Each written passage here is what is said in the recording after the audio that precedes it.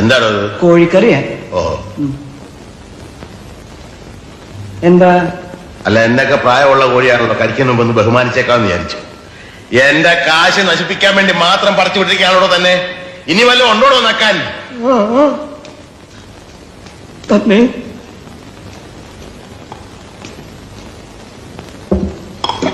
മീൻകറിയാ. ഒരു വടി കിട്ടുമോ? പിന്നെ വടി ഇവിടെ ഉണ്ട്. എന്തിനാ? ഇതിനെ ഒന്ന് കൊന്നു തിന്നാനാ. പുഴയെന്ന് പിടിച്ച് അതുപോലെ ഇട്ട് കൊണ്ടുവന്നിരിക്കല്ലേ.